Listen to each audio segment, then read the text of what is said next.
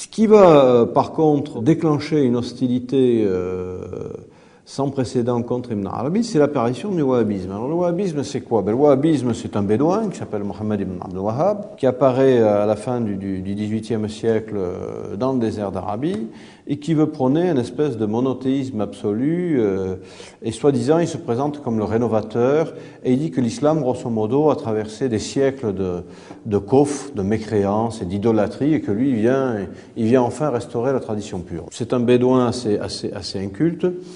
Sa doctrine, alors je m'excuse de choquer les wahhabites s'il y en a qui m'écoutent, mais ça se résume à très peu de choses. Et surtout, ce qui est extraordinaire, c'est qu'il va pratiquement traiter toute la communauté islamique de mécréants. Et non seulement il va traiter la communauté islamique de mécréants, mais il va joindre le geste à la parole, c'est-à-dire qu'il va combattre et tuer des descendants du prophète, les chiites, les soufis, les tenants des écoles islamiques qui existent depuis 14 siècles, et il va s'appuyer pour ce faire sur la doctrine d'Ibn Taymiyyah. Ibn Taymiyyah, je le rappelle, donc savant sujet à caution, qui sur une vingtaine de points a vraiment choqué l'orthodoxie islamique. Et bien entendu, reprenant à son compte alors bien entendu, les thèses d'Ibn Taymiyyah, il les connaît mal, hein. Enfin, je veux dire, il va reprendre les grands traits.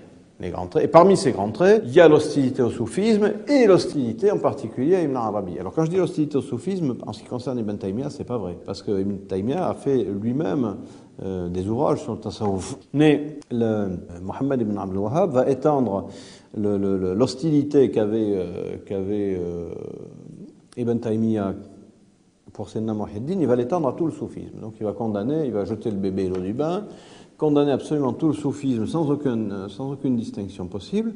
Et aujourd'hui, on voit bien que l'hostilité au soufisme, qui est quand même relativement récente, puisque dans l'orthodoxie sunnite, auparavant, la plupart des grands ulamas, des grands savants, avaient eux-mêmes des attaches avec le soufisme, eh bien, elle a son fer de lance dans cette doctrine récente qui ne doit, il faut bien le dire, son succès qu'au pétrodollar.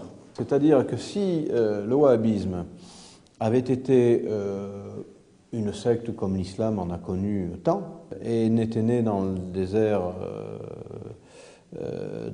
du Neige qu'au XVIIIe, bon, il aurait probablement connu le sort qu'ont connu toutes les sectes islamiques, c'est-à-dire, bon, mais il aurait vécu 20, 30, 50 ans, un siècle peut-être, et puis il aurait été décimé.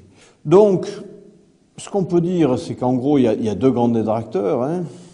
Ibn Taymiyyah, qui a au moins l'avantage de l'avoir lu et d'en avoir compris une partie et de l'avoir admiré d'une certaine manière, et puis un détracteur, je dirais inculte, qui est Mohammed ibn Abdul Wahhab, qui lui, de son côté, avouait une espèce de haine à tout l'islam classique, le soufisme compris, hein, même les écoles juridiques ont été vilipendées par Ibn Taymiyyah, et encore une fois, le succès de Mohammed ibn Abdul Wahhab, ne peut s'expliquer que par le soutien constant qu'ont porté les anglo-saxons